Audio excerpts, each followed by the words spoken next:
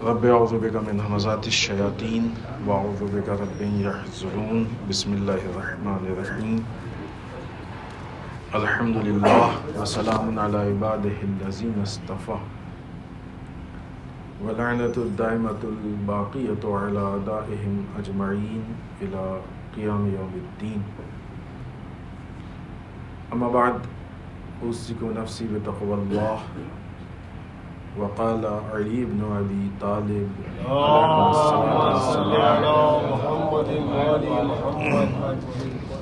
ان قوما عبدوا اللہ رغبۃ فتلک عبادۃ التجار وان قوما عبدوا اللہ رہبۃ فتلک عبادۃ العبید وان قوما عبدوا اللہ شکرا فتلک عبادۃ الاحرار۔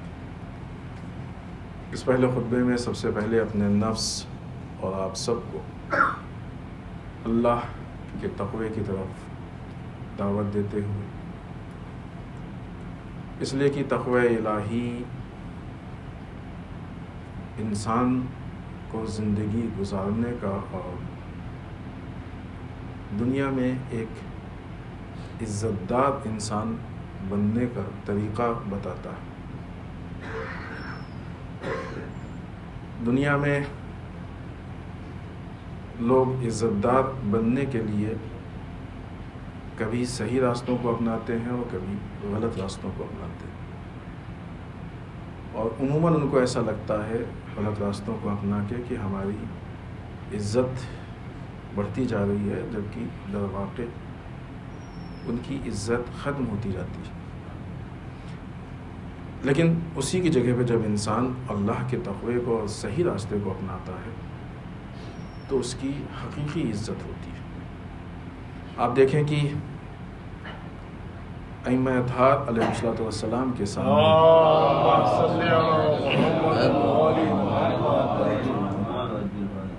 جتنے بھی بنی امیہ کے حکمران، خلفاء بنی عباس کے حکمران آئے، انہوں نے اپنی عزت کے لیے پاور کا استعمال کیا، طاقت کا استعمال کیا۔ طاقت کے استعمال سے، پاور کے استعمال سے ظاہری اعتبار سے تو ہو سکتا ہے کہ آدمی اس طرح کا بیہیو کرے کہ جس کو عزت کہتے ہیں، کیونکہ ظاہر سی بات ہے عزت کا تعلق دل سے ہوتا ہے، لیکن وہ واقعی عزت نہیں ہوتی۔ لیکن جب انسان اللہ کے تقوی کو اپناتا ہے تو پھر لوگوں کے دلوں میں عزت ہوتی ہے۔ یہ ظاہری چیزوں کی لائف نہیں ہے، یہ ختم ہو جاتی ہے، لیکن جو چیزیں دلوں میں اترتی ہیں ان کی زندگی ہوتی ہے، ان کی لائف ہوتی ہے، اور یہ حقیقتوں سے جا کے ملتی ہیں۔ یعنی انسان جب مر بھی جاتا ہے تب بھی لوگ اس کی رسپیکٹ کرتے ہیں، اس کی عزت کرتے ہیں۔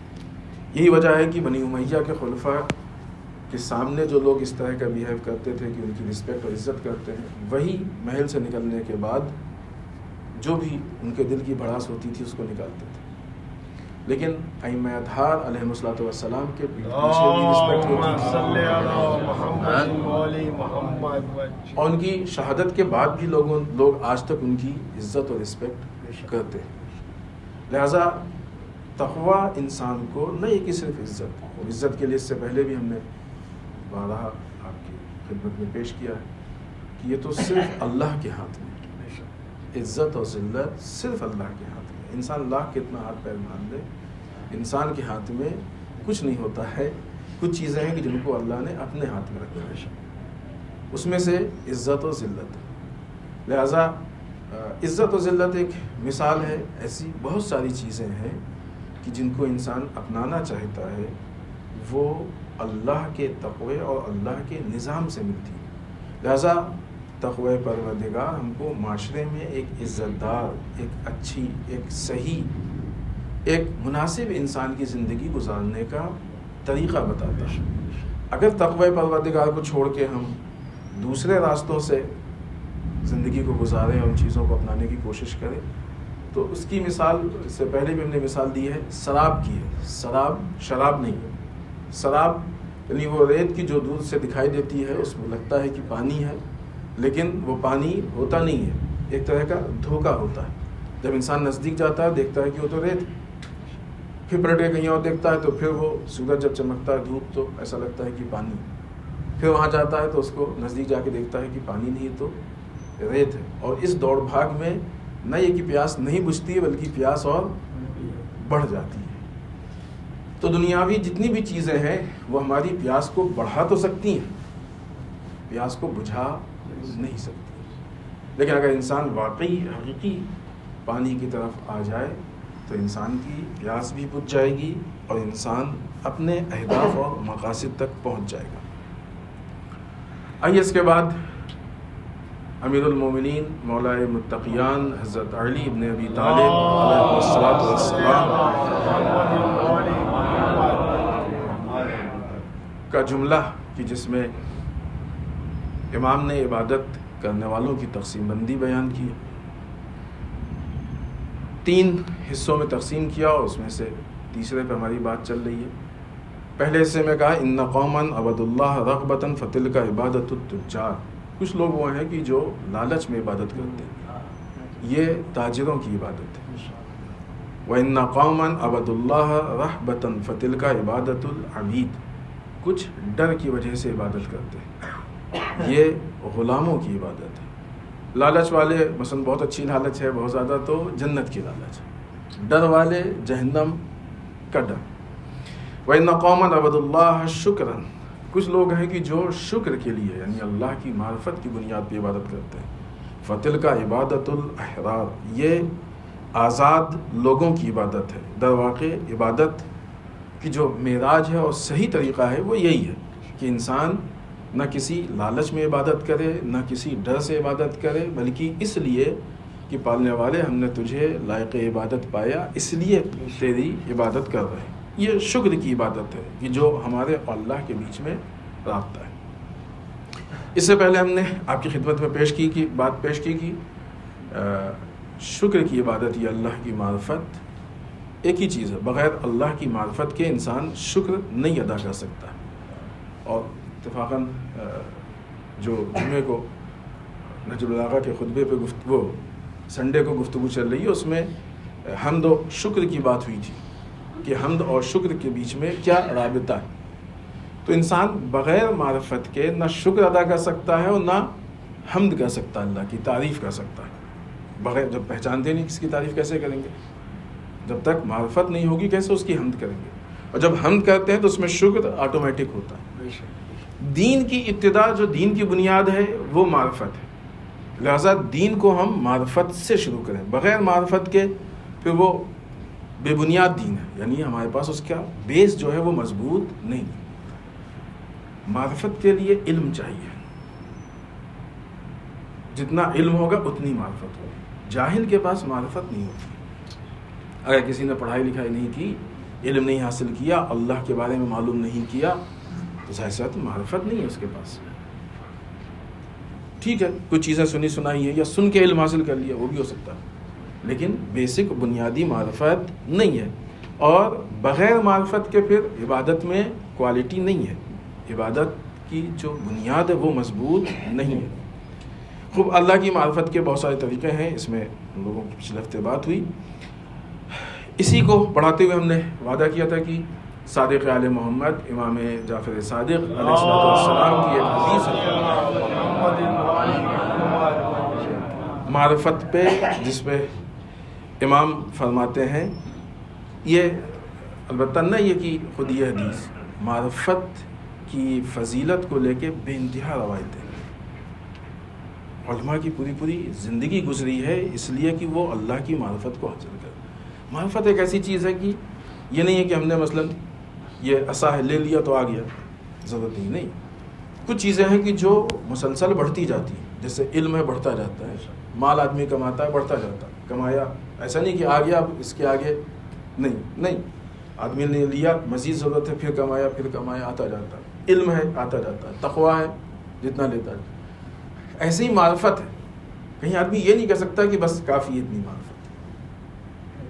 اور سب سے زیادہ معرفت ہی کا مسئلہ یہ ہے کہ کتنی بھی حاصل کر لے کم ہے، کیونکہ یہ وہ وادی ہے کہ جس کی کوئی انتہا نہیں ہے، بندے کے علم کے حساب سے اس کی کوئی پہنچ نہیں ہے، جتنی بھی معرفت. لہٰذا معرفت علماء نے پوری زندگی اس پہ گزار دی، اور جتنی معرفت بڑھتی جاتی ہے پھر اتنا انسان کے نفس میں تبدیلی ہوتی جاتی ہے، اس کے نفس میں تبدیلی، انسان حقیقی انسان بننے لگتا ہے، واقعی انسان بننے لگتا ہے. جو شکل انسانی ہے، اس شکل انسانی میں بہت سارے جانور چھپے ہوئے ہیں کہ جو ہمیشہ چاہتے ہیں کہ کسی نہ کسی کو پھاڑ کھائیں، کسی نہ کسی کے اوپر ٹوٹ پڑے.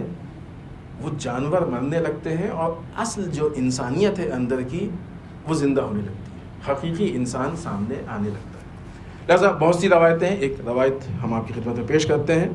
امام فرماتے ہیں لو یعلم الناس ما فی فضل معرفت اللہ، اگر لوگ یہ جان جاتے کہ اللہ کے معرفت کی فضیلت کیا ہے، اس کی ویلو کیا ہے، اس کی ارزش کیا ہے، تو کبھی بھی ان کی آنکھیں دنیا کی نعمتوں پہ نہیں ٹکتی، نہیں رکتی. کبھی بھی بڑی چیز کو چھوڑ کے چھوٹی چیز پہ انسان کی آنکھ نہیں رکتی.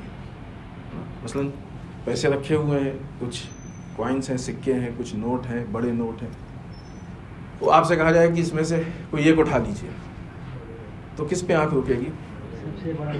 سب سے بڑا نوٹ ہے نا، چھوٹے پہ آنکھ نہیں رکے گی. دنیا کی نعمتیں ہم کو اسی وقت بڑی لگتی ہیں جب ہم کو اللہ کی معرفت، جس کے لیے اللہ کی معرفت آ جاتی ہے، دنیا کی نعمتوں پہ اس کی آنکھ نہیں رکتی. البتہ اس کا مطلب نہیں دنیا کو ترک کر دے، یہ بارہ ہم واضح کرتے رہتے ہیں. دنیا کو حاصل کرے، اختیار کرے، جتنی ضرورت ہوتی اس سے زیادہ دنیا کی ضرورت نہیں ہے. ہم تو بعض اوقات دسترخوان پہ بھی بھول جاتے ہیں کہ ہمارے پیٹ کو کتنی ضرورت ہے، زیادہ کھا لیتے ہیں، بہت ساری بیماریاں اسی سے ہوتی ہیں.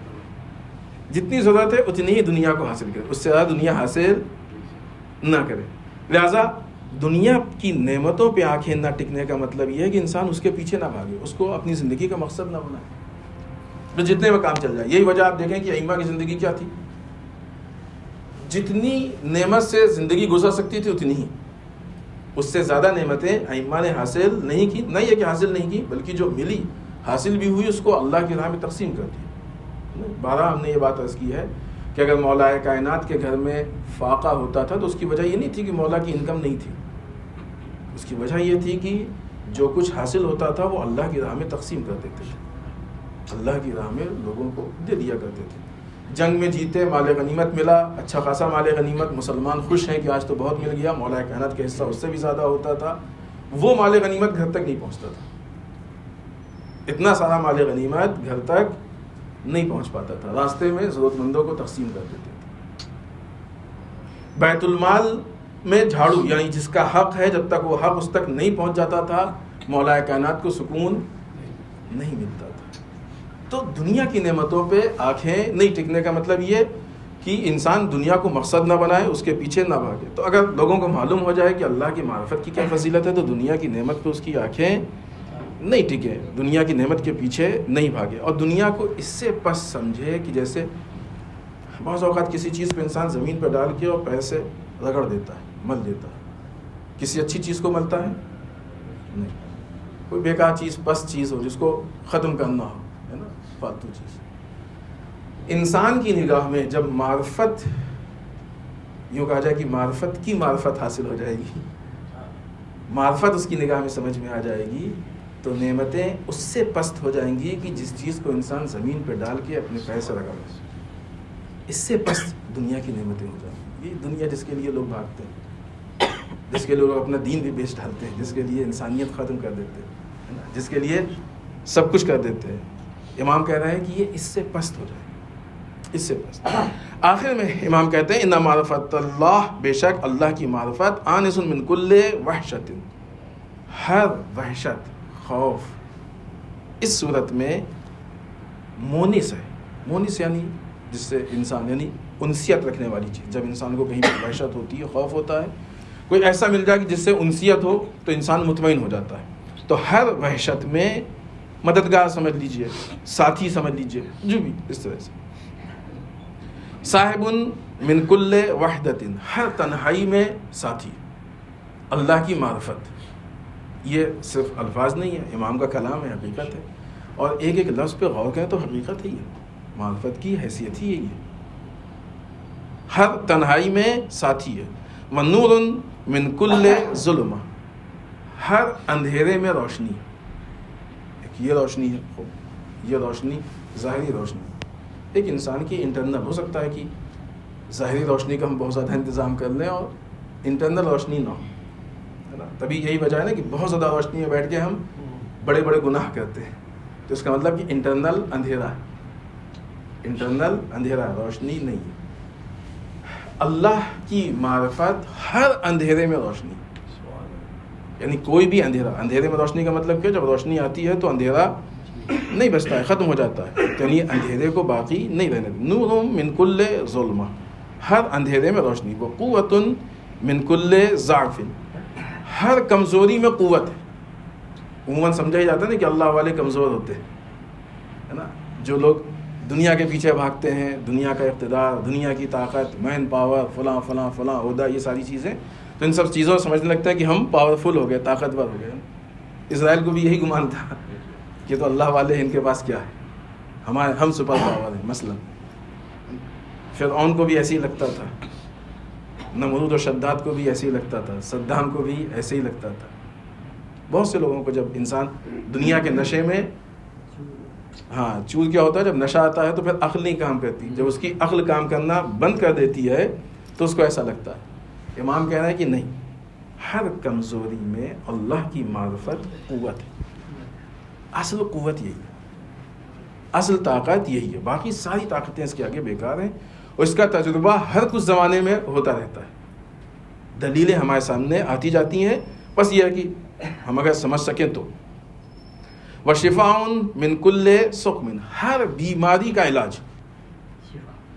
شفا، ہر بیماری کا علاج ہے اللہ کی معرفت. یہ ہماری بات نہیں ہے، یہ صادق آل محمد امام جعفر صادق علیہ السلام کا قول ہے کہ جس میں امام نے اللہ کی معرفت کو. لہذا زندگی میں معرفت اہم ہے. بعض اوقات ہم بغیر معرفت کی دینداری کرتے ہیں، ہمارے پاس معرفت نہیں ہوتی دینداری. مثال کے طور پہ ایک آدمی کو آپ نے بہت سارے پیسے دے دیے اور وہ کرنسی ایسی تھی کہ وہ نہیں پہچانتا تھا، تو کسی کو دے دے گا، دوسروں کو بانٹ دے گا، وہ اپنے پاس نہیں رکھے گا. ضرورت ہے اس کو، ضرورت ہے. بھوکا ہے ایک انسان، کھانے کی ضرورت ہے، اس کو آپ نے کھانے کے پیکٹ دیے، اسے نہیں معلوم اس میں کھانے کی چیز ہے، وہ دوسروں کو دے دے گا، خود نہیں کھائے گا. ہوتا ہے کہ نہیں؟ ہوتا ہے. کیوں نہیں ہے؟ کیوں نہیں خود کھا رہا ہے، خود کیوں نہیں رکھ رہا؟ کیونکہ اس کو اس کی معرفت نہیں.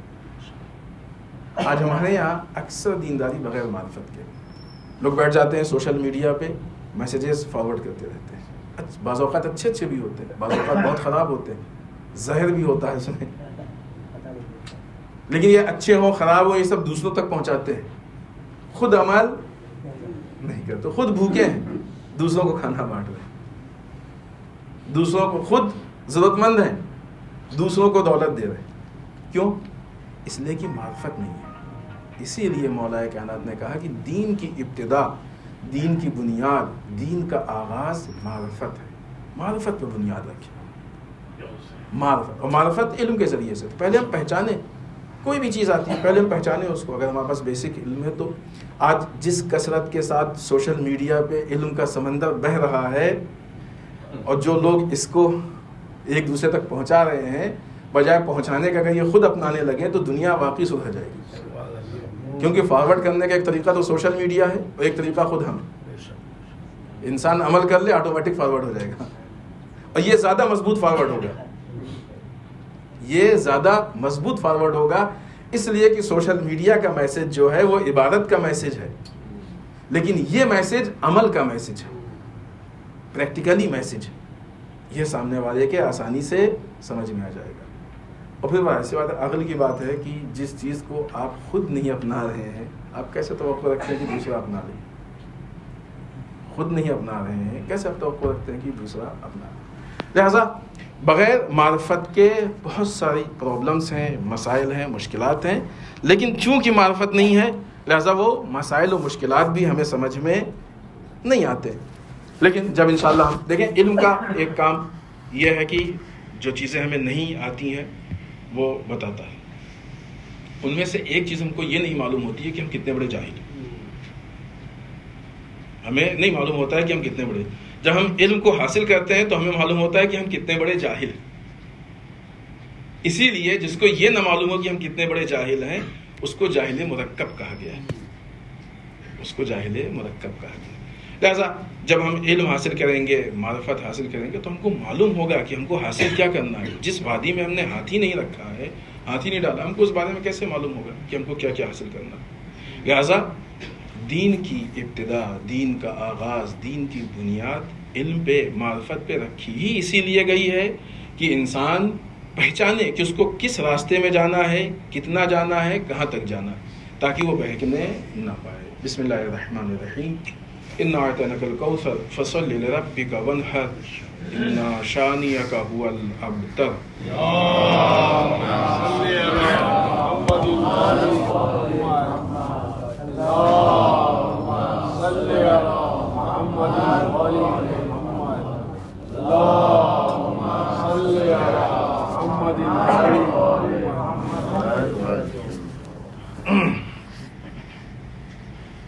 رب اعوذ بک من همزات الشیاطین واعوذ بک رب ان یحضرون. بسم اللہ الرحمن الرحیم. الحمد للہ الذی لا یبلغ مدحتہ القائلون ولا یحصی نعماء العدون ولا یؤدی حقہ المجتہدون. اللہم صل وسلم علی صاحب الدعوۃ النبویہ.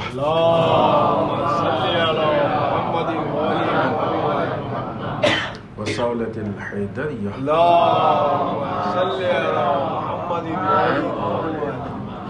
والعصمة الفاطمیہ.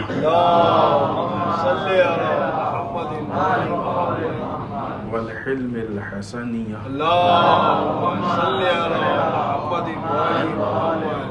وشجاعة الحسینیہ. والعبادة السجادیہ.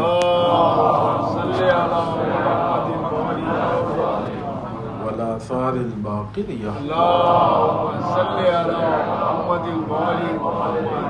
والماثر الجعفریہ.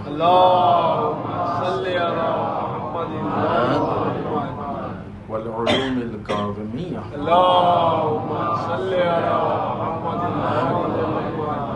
والرضاء الرضویہ.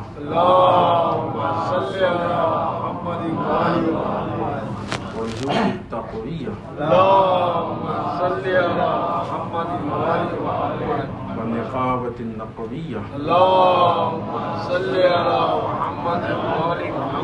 والہیبة العسکریہ. والغیبة الہیہ.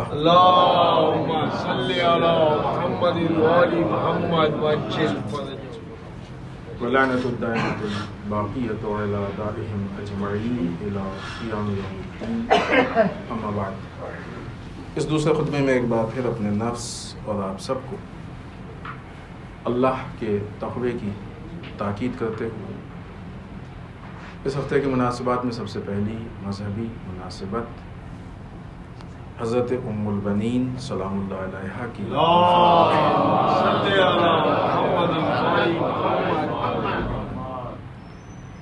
تربیت اولاد کے موضوع میں ایک بہت اہم چیپٹر ہے حضرت ام البنین کا، کہ جنہوں نے اپنے لڑکوں کی کئی جہت سے تربیت کی.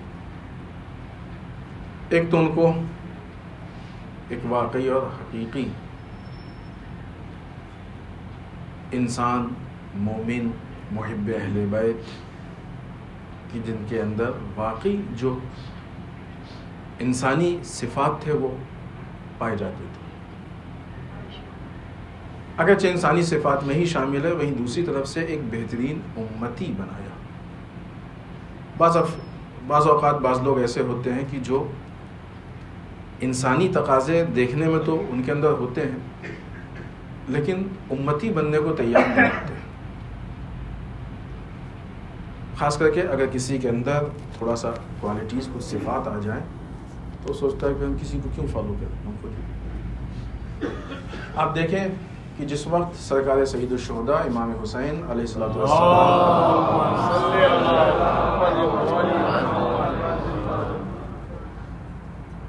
مکے کی طرف تشریف لے جا رہے تھے، آپ مدینے سے قیام کر رہے تھے، اور پھر اس کے بعد کوفے کی طرف گئے، بہت سے لوگوں نے آ کے امام کو منع کیا، بہت سے لوگوں نے رائے دی، مشورہ دیا، حتیٰ کئی لوگ ایسے تھے امام کے ساتھ نہیں گئے، بعض ریزن تھا، نہیں تھا، اس پہ پوری گفتگو ہے، اور یقیناً تفصیلی گفتگو ہم کو جاننا بھی چاہیے تاکہ ہم شخصیات کو پہچانیں۔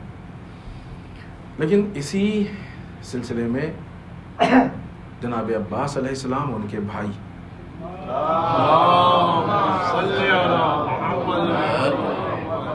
ان کا پورا اسٹینڈ یہ تھا کہ ہمارے امام کا حکم کیا، جبکہ کتنے ایسے لوگ کہ جو آ کے امام کو مشورہ دے رہے تھے، صفات، دینداری، کوالٹیز کے اعتبار سے یہ ان سے کہیں بہتر تھے۔ عموماً پریکٹیکل لائف میں ہوتا یہی ہے کہ آدمی کو ذرا سا کچھ مل جاتا ہے تو پھر اپنے کو دوسروں سے یا سب سے بڑا سمجھنے لگتا ہے، اس کا ہم کیوں فالو کریں، ہم خود صفات کے مالک ہیں، ہم خود سمجھتے ہیں چیزیں، اور یہی چیز معاشرے کی مشکل ہوتی ہے، یہی چیز پرابلم ہوتی ہے۔ لہٰذا یقیناً جن لوگوں نے منع کیا اور جو نہیں آئے وہ اپنے کو امام کے مقابلے میں نہیں سمجھتے تھے، اس میں کوئی شک نہیں، لیکن آ کے امام کو مشورہ دینا، اصرار کرنا، یعنی اپنی نظر کی اہمیت سمجھتے تھے کہ جنہوں نے آ کے امام کو اس طرح کے مشورے اور اصرار کیا اس پر۔ ٹھیک ہے، ایک مرتبہ مشورہ دے دینا بھی کسی حد تک آدمی مان سکتا ہے، لیکن پھر اس پہ اصرار کرتے رہنا جن لوگوں نے اصرار کیا۔ لیکن ان سارے معاملات میں جناب عباس اور ان کے بھائی نے نہ یہ کہ مشورہ نہیں دیا، صرف اور صرف اطاعت کی، اس کے علاوہ کچھ اور نہیں، چاہے مدینہ چھوڑنے کی بات ہو، چاہے مکہ چھوڑنے کی بات ہو، حج کو چھوڑنے کی بات ہو، کربلا جانے کی بات ہو، جنگ کرنے کی بات ہو یا جنگ نہ کرنے کی بات ہو، دونوں پہلو پائے جاتے ہیں نا، دونوں پہلو پائے جاتے ہیں۔ کسی بھی جگہ پہ آ کے اصرار نہیں کیا کہ نہیں ہم کو تو یہی کرنا ہے، کیونکہ ان کو معلوم تھا کہ ولایت کے سامنے ایک امتی کو کیسے ہونا چاہیے۔ یہ ایک بہت اہم تربیت تھی کہ جناب ام البنین نے اپنے لڑکوں کو دی تھی، اور یہ چیز جو ہے وہ کامیاب ہوتی ہے۔ نہ یہ کہ مثلا امام کے مقابلے میں نہیں صاحب ہمارے پاس بھی صلاحیت پائی جاتی ہے، صفات ہم بھی مثلا جو ہے یہ کر سکتے ہیں، وہ کر، جیسا کہ بعض اوقات بعض جگہوں پہ لوگوں نے کیا، چاہے وہ مکے میں ہو چاہے دوسری جگہوں پہ ہو، ایسا لوگوں نے کیا۔ لیکن جناب عباس ان کے بھائیوں نے سوائے اس کے کہ یہ دیکھیں، اور اسی لیے جہاں جناب عباس کے بہت سارے صفات کو ذکر کیا جاتا ہے، وہاں ہم لوگ زیارت میں کیا کہتے ہیں، وہ ذات کی جو اللہ اور رسول کی مطیع ہے، اطاعت گزار۔ مطیع ہونا، اللہ اور رسول کا اطاعت گزار ہونا، یعنی قرآن مجید کی بنیادی آیت شریفہ پہ عمل کرنا۔ لہذا آج تربیت اولاد کا ایک بہت اہم جز یہ ہے، کیونکہ تربیت اولاد میں ہم کو معلوم ہونا چاہیے کہ کیا کرنا ہے، مقصد کیا ہے، کیسے کرنا، یہ ساری چیزیں، سارے اسٹیپس ہیں، ان سے گزریں گے تب صحیح طریقے سے اولاد کی، کیونکہ تربیت اولاد کو لے کے بہت ساری چیزیں ہیں جو معاشرے میں رائج ہیں، الگ الگ کلچر، الگ الگ چیزیں، اس میں سے بہت سی چیزیں ہیں جو ظاہراً دکھتی تو بہت اچھی ہیں لیکن نقصان دہ ہوتی ہیں، حتیٰ بعض اوقات زہر کا کام کرتی ہیں۔ یہاں پہ جناب ام البنین سلام اللہ علیہا کی سیرت ہمارے لیے یقیناً مفید ہے۔ دوسری چیز کہ جو موجودہ زمانے میں ہے وہ غزہ طوفان حماس کی جنگ ہے، اور اس جنگ کو لے کے جو مسائل دن بدن بڑھتے جا رہے ہیں، نئی نئی چیزیں سامنے آتی جا رہی ہیں۔ 44,612 سے زیادہ لوگ اب تک شہید ہو چکے ہیں، زخمیوں کی تعداد الگ، بچے الگ، عورتیں الگ، بوڑھے الگ، ہاسپٹل، اسکول، یہ ساری چیزیں ہم نے کافی پہلے البتہ اس وقت کے خبر کے حساب سے آپ کی خدمت میں پیش کی۔ اس مسئلے کو لے کے ایک جو نیا رخ اور نئی چیز ہمارے سامنے آئی ہے، وہ چاہے آپ یہ کہہ لیجئے کہ سیریا کی حکومت کے ساتھ جو حادثہ ہوا ہے، یا یہ کہہ لیجئے کہ مقاومت کو کمزور کرنے کی کوشش کی گئی۔ مقاومت کیا ہے؟ وہ ایک بہت سادے انداز میں جوانوں اور بچوں کے لیے، وہ ممالک کہ جو دوسرے ملکوں پہ دوسری جگہوں پہ ناجائز قبضہ کرنا چاہ رہے ہیں، تسلط کرنا چاہ رہے ہیں، ان کا مس یوز کرنا چاہ رہے ہیں، ان کے مقابلے میں آ جانا. امریکہ، اسرائیل، اس سے پہلے برٹش کو یہ بہت شوق تھا، ہر جگہ جا کے وہ اپنا قبضہ کرتا تھا. ہوتا ہے بعض لوگوں کا مزاج ہوتا ہے کہ سب کچھ ہمارے ہی حساب سے چلے. یہ طاغوتی مزاج ہے، طاغوتی مزاج ہے کہ جو یہ چاہتا ہے کہ سب کچھ ہمارے حساب سے چلے، اس کے مزاج میں طاغوتیت ہے. اس کو چاہیے کہ طاغوتیت سے اپنے آپ کو الگ کرے. یہ غلط ہے. لہٰذا یہ امریکہ اور اسرائیل کا مزاج یہی ہے کہ دنیا ہمارے حساب سے چلے. لہٰذا اسی کا وہ ہے نتیجہ ہے جو ون ورلڈ آرڈر ہے، نیو ورلڈ آرڈر ہے، جو ایلومیناٹی، یہ ساری چیزیں ہیں، یہ اسی کا حصہ ہے. یہ لوگ چاہتے ہیں، خاص کر کے یہ والا جو حصہ ہے ہم لوگوں کا، ایشیا کا، اس کو آپ مڈل ایسٹ بھی کہہ سکتے ہیں، اس طرح کا، جس میں افغانستان اور ایران سے اگر آپ لیجئے تو پھر ادھر افغانستان، ایران ہو گیا، پاکستان ہے، سیریا ہے، عراق ہے، شام ہے، یہ لبنان ہے، جتنے ممالک ہیں، یہ پوری بیلٹ ہے. یہ کئی اعتبار سے لوگوں کے لیے اہمیت رکھتی ہے. اسی لیے آپ دیکھیں کہ اس بیلٹ کو کبھی بھی پرامن نہیں رہنے دیا. کبھی مثلا ان کی آرمی جو ہے وہ آ کے عراق میں بیٹھ گئی، کبھی آ کے جو ہے پاکستان میں، کبھی افغانستان میں، کبھی عراق میں، کبھی سیریا میں، ہر جگہ اپنا قبضہ. ایران بھی اگر خدا نخواستہ پہلے والا ہوتا تو وہاں پہ بھی ہوتے، بلکہ وہاں پہ تو ان کی اپنی چوکی ہوتی، سب سے نزدیک وہی تھی، وہیں پہ نہیں آ پائے، اور شاید اسی کے لیے ساری کوششیں. تو یہ جو دوسروں کا غلط انٹرفیئر ہے، جو دوسروں کے تجاوز ہے، زیادتی ہے، اس کے مقابلے میں قیام کرنا، یہ ہے مقاومت. اس کے مقابلے میں آ کے رکاوٹ ڈالنا، اسے کہتے ہیں اس اصطلاح میں مزاحمت. ان کے لیے ہم رکاوٹ پیدا کرتے ہیں. مقاومت یعنی باطل کے خلاف رکاوٹ، باطل کے مقابلے میں رکاوٹ. ابھی رہبر معظم نے سیریا کے حالات پہ ایک تقریر کی ہے، بڑی خوبصورت تقریر ہے، بہت ہی جامع تقریر ہے، اور بہت ساری چیزوں اس میں بیان کی ہیں. حتماً آپ لوگوں نے سنا ہوگا، نہیں سنا ہے تو حتماً سنیں. رہبر معظم نے بہت اہم پوائنٹ اس پہ ڈسکس کیا، اور غور و فکر کرنے کی ضرورت ہے اس پہ، حتیٰ اس پہ تحلیل، انالائز کرنے کی ضرورت ہے. رہبر معظم مقاومت کی تعریف میں کہتے ہیں کہ مقاومت کیا ہے؟ مقاومت دوسروں کے تسلط کے مقابلے میں، تسلط یعنی جو دوسرے لوگ چاہتے ہیں کہ ہمارا کنٹرول ہو. تسلط یعنی مثلا اگر ہمارا فلاں پہ تسلط ہے، ہمارا اس کے اوپر کنٹرول ہے. حق ہے کہ نہیں اس کنٹرول کا؟ اگر ہے تو خوب اچھی بات ہے، تب تو پھر اللہ کا حکم ہے. لیکن اگر نہیں ہے تو پھر یہ غلط ہے. تو دوسرے کے تسلط مطلب یہی کہ اس کا حق نہیں تھا. دوسروں کے تسلط کے مقابلے میں قیام، دوسروں کے تسلط کے مقابلے میں کھڑے ہو جانا کہ صاحب ہم آپ کو تسلط نہیں کرنے دیں گے. جو بھی ایک چیز ہوتی ہے وابستگی، دنیا میں بہت سارے ملکوں کے لیے بہت آسان ہے کہ وہ کسی بڑی طاقت سے وابستہ ہو جائے، تو ان کو ہر طرح کی سیکورٹی مل جاتی ہے، محفوظ رہتے ہیں، کوئی ان کی طرف آنکھ اٹھا کے نہیں دیکھ سکتا. اور اگر وابستہ نہیں ہوتے ہیں تو پھر وہی بڑے ملک ان کو پریشان کرتے ہیں. امریکہ کو اسی لیے پریشان کی، وہ امریکہ نے ایران کو اسی لیے پریشان کیا، اسرائیل نے اسی لیے، کیونکہ وابستہ نہیں ہو رہا تھا. یہ اور بات ہے کہ ایران خود اتنی بڑی طاقت بن گیا کہ ابھی اگر امریکہ ایسے ہی رہتا ہے، برباد نہیں ہوتا ہے، اسرائیل تو خیر ختم ہوگا انشاءاللہ، امریکہ اگر برباد نہیں ہوتا ہے، ایسے ہی رہتا ہے، تو اس کو وابستہ ہونا پڑے گا ایران سے. کیونکہ وہ بہت اچھا جملہ ہے، ہم نے بھی آپ کے سامنے پیش کیا کہ ایک زمانہ تھا جب امریکہ نے پابندی لگائی تھی کوئی ایران کو اسلحہ نہیں بیچے گا. اب کہتا ہے کوئی ایران سے اسلحہ نہیں خریدے گا. تو آنے والے وقت میں اگر ایسے ہی رہا تو پھر ضرورت اس بات کی پڑے گی کہ امریکہ آگے وابستہ ہو. وابستہ سمجھے یعنی کسی طاقت کی پناہ میں آ جانا. تو یہ جو غلط وابستگی ہوتی ہے، اس کے مقابلے میں قیام کرنا، یہ ہے مقاومت. مقاومت یعنی قوم امریکہ کی نوکر نہ بنے. مقاومت یعنی قوم اسرائیل کی نوکر نہ بنے. مقاومت چونکہ یہ حملہ ہوا ہی اسی لیے ہے کہ مقاومت کو توڑا جائے، لہذا ایک بہت خوبصورت چیز کہی ہے رہبر معظم نے کہ مقاومت کوئی ہارڈ ویئر نہیں ہے، کوئی اس طرح کی چیز نہیں ہے کہ آپ نے توڑ دیا ٹوٹ گئی. اور یہ جتنی چیزیں سبھی کے لیے، ایسا نہیں ہے کہ صرف وہیں کے لیے. ہمارے اندر وہ بصیرت ہونی چاہیے کہ ہم لوگ مفاہیم کے تہ میں جا کے اس کو سمجھیں. مقاومت کوئی ہارڈ ویئر نہیں ہے، اس کو مثلاً آپ ماریں گے مضبوط ہوگا، کتنا بھی مضبوط ہو، تیز چوٹ پہنچے گی تو ٹوٹ جائے گا. کا مقاومت ایک مکتب ہے، مقاومت ایمان ہے، مقاومت فکر ہے.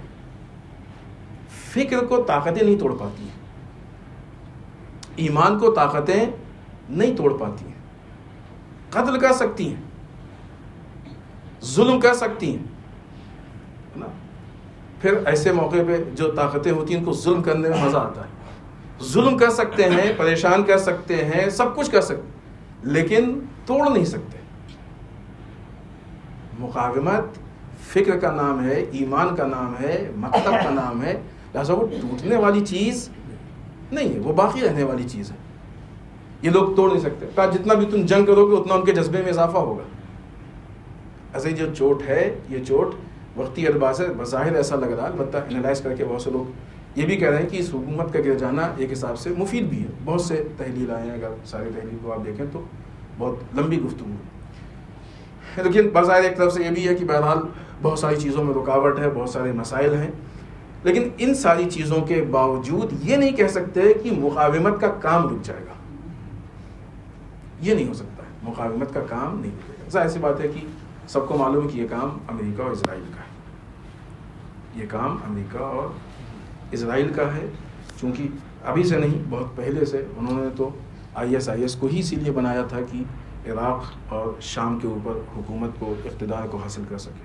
تو بہت پہلے سے ان کی نگاہیں گڑی ہوئی ہیں، ان کی جو ہے وہ نظریں اس پہ جمی ہوئی ہیں. وہ چاہتے ہیں، اور اسی لیے آپ دیکھیں کہ جب سے بشر الاسد کی حکومت گری ہے تب سے مسلسل اسرائیل بے انتہا حد ظلم سے بھی زیادہ سیریا پہ حملے کر رہا. 300 سے زیادہ جو ہے وہ حملے کر چکا ہے. یہ چھوٹی موٹی بات نہیں. وہ بھی اسی لیے ہے، حملوں کے پیچھے راز کہ وہ مقاومت کو کمزور کرنا چاہتا ہے. مقاومت اسلحوں میں محدود نہیں ہے، مقاومت فکر ہے. مقاومت تو اس وقت مضبوط تھی جب ان کے پاس اسلحے آئے نہیں تھے. یہ جانتے ہیں اس وقت سے جنگ کرنا. تم اگر اسلحوں کو برباد کر دو گے، تم اگر جوانوں کو قتل کر دو گے، تو کیا تمہیں ایسا لگتا ہے دوبارہ نہیں کھڑے ہو پائیں گے؟ دوبارہ یہ مزید مضبوط ہو کے کھڑے ہوں گے، اور مضبوط ہو کے کھڑے ہوں گے. لہٰذا یہ مسلسل جو حملہ ہے، اس سے ہو سکتا ہے کہ اس کے دل کو سکون مل رہا ہو، لیکن اس کے لیے نقصان دہ. برطانیہ کے وزیر خارجہ ڈیوڈ لیمی نے ایک پارلیمنٹ کے رکن کے سوال کے جواب میں کہا ہے کہ شام میں جو اسرائیلی فوج کے کارروائیاں ہیں وہ اس کے حساب سے صحیح ہے، جائز ہے. اب دیکھ رہے ہیں دوسرا آدمی یہی کام کرے تو غلط ہے، ان کی پارٹی کرے تو اس نے اس کو جواز کی. اور اس طرح کی چیزیں کہ جس کو انٹرنیشنل لیول پہ مذمت کی جا رہی ہے، اس کی انہوں نے کہا. اور اس کا یہ کہ مثلا اس کا ریزن بتایا کہ سیکورٹی ریزن سے کہا اسرائیل کو اپنی سیکورٹی چاہیے. ارے اسرائیل سے سیکورٹی چاہیے، اسرائیل کو تھوڑی سیکورٹی چاہیے. ڈکیتوں کو تھوڑی سیکورٹی چاہیے ہوتی ہے، چوروں کو تھوڑی سیکورٹی چاہیے ہوتی ہے. اسرائیل تو ڈکیت ہے، چور ہے، ایک دوسرے کی زمین پہ قبضہ کیے ہوئے بیٹھا ہوا ہے. اس کو سیکورٹی دینے کی ضرورت تھوڑی ہے. سیکورٹی تو اس کو دینا چاہیے کہ جن لوگوں کو اسرائیل سے نقصان ہے، جن لوگوں کو اسرائیل سے خطرہ ہے. لہٰذا اگر فکر ہے تو جا کے ان لوگوں کو سیکورٹی دے جن پہ وہ ظلم کر رہا ہے. بہرحال ایسی صورت میں ہماری یہ ذمہ داری یہ ہے کہ ہم بصیرت کے ساتھ، سب سے بنیادی چیز ہے بصیرت کے ساتھ کوئی قدم اٹھائیں. بعض اوقات سوشل میڈیا پہ ہم ایسے اسٹیٹمنٹ دے دیتے ہیں، ایسی باتیں کہہ دیتے ہیں کہ جو کہ نقصان دہ ہوتی ہیں، کمزور بناتی ہیں. یعنی صحیح باتیں نہیں پہنچتی ہیں، غلط باتیں پہنچتی ہیں، غلط میسج پہنچتا ہے. یہ ہماری ذمہ داری ہے کہ ہم، ضروری نہیں ہے کہ ہم فوراً ہر چیز پہ بول دیں، فوراً ہمارے میسیجز آ جائیں، فوراً اسٹیٹمنٹ آ جائے، فوراً ہم شیئر کرنے لگیں، فوراً ہم کسی پوسٹ کو فارورڈ کرنے لگیں. ضروری نہیں ہے. سمجھیں، پہلے مسئلے کو سمجھیں، اس کی گہرائی پہ جائیں. جب حقیقت معلوم ہو جائے تو ایک صحیح چیز کو فارورڈ کریں، صحیح چیز کو ہم آگے بڑھائیں، غلط چیز کو آگے نہ بڑھائیں. ہو سکتا ہے غلطی انسان سے ہوتی ہے، ہو سکتی ہے، ممکن ہے، لیکن حتی الامکان کوشش یہ کریں کہ غلطی سے بچیں. خوب ہر تھوڑے دنوں کے بعد یہ مسئلہ پیدا ہوتا ہے، سنی اور شیعہ، سنی اور شیعہ. جس نے غلطی کی ہے یقیناً وہ غلط ہے، اس کا نام لے کے بالکل کہنا چاہیے، کہا جا سکتا ہے. لیکن فرد کی غلطی سے قوموں کو بدنام نہیں کیا جاتا ہے. یہ دشمنان اسلام کی سازش ہے جنہوں نے اسلاموفوبیا کے لیے اس کو استعمال کیا. پورے مذہب کو، پورے فرقے کو ہم کسی ایک آدمی کے جرم کی بنیاد پہ ذمہ دار نہیں بنا سکتے. یہ نہیں ہو سکتا. لہذا اس سے بچیں اور جو بھی ممکنہ مدد ہو مدد کریں. آخر میں ایک جملے میں ایک چیز ہم کہتے چلیں ہندوستان سے متعلق سامنے آئی ہے، جو مقامات مقدسہ کے سروے کے لیے مسلسل باتیں اور ساری چیزیں سامنے آئی ہیں. اس میں ایک چیز اور سامنے آئی ہے کہ سپریم کورٹ نے ایک آرڈر دیا ہے، پاس کی ایک چیز کی جو مذہبی مقامات سے متعلق 1991 کے مقامات عبادت ایکٹ یعنی پلیس آف ورشپ ایکٹ، اس کے تحت اس پہ اس نے سپریم کورٹ نے روک لگا دی ہے کہ یہ قانون 15 اگست 1947 کی حالت کے مطابق مذہبی ڈھانچوں کے کردار میں تبدیلی پر پابندی لگاتا ہے. اس میں کوئی تبدیلی کرنا کسی کو حق نہیں ہے. یہ ایک ایکٹ ہے، قانون ہے. جب تک اس کے قانونی حیثیت پہ گفتگو نہیں ہو جاتی ہے اس وقت تک کوئی بھی سروے، کوئی بھی کسی بھی چیز پہ فیصلہ نہیں ہو سکتا ہے. کوئی بھی چیز فیصلے کے طور پہ سامنے نہیں آ سکتی. دیکھیں آگے کیا ہوتا ہے، اس کے نتائج کیسے سامنے آتے ہیں. انشاءاللہ اللہ سے دعا کریں کہ بہتر ہو، لیکن ظاہر سی بات ہے کہ ایک قانونی حیثیت سے کوشش کرنا یہ ہم سب کی ذمہ داری ہے انشاءاللہ. آخر میں بارگاہ پروردگار میں دعا کرتے ہیں پالنے والے ہم سب کو اعمال صالحہ کی توفیق، پالنے والے ہمارے قبیہ سے محفوظ، پالنے والے ہمارے گناہوں کو بخش، بارے اللہ ہمارے مرحومین کو بخش، پالنے والے اسلام و مسلمین کی حفاظت، بارے اللہ دشمنان اسلام کو نیست و نابود، پالنے والے ہمارے علماء کا سایہ ہمارے سروں پہ باقی، بارے اللہ رہبر و مراجع کو طول عمر عنایت، بارے اللہ ہمارے امام کے ظہور میں تعجیل، ہمیں ان کے اعوان و انصار میں شریک ہونے کی توفیق. ربنا تقبل منا انك انت السميع العليم. بسم الله الرحمن الرحيم. قل هو الله احد الله الصمد لم يلد ولم يولد ولم يكن له كفوا احد.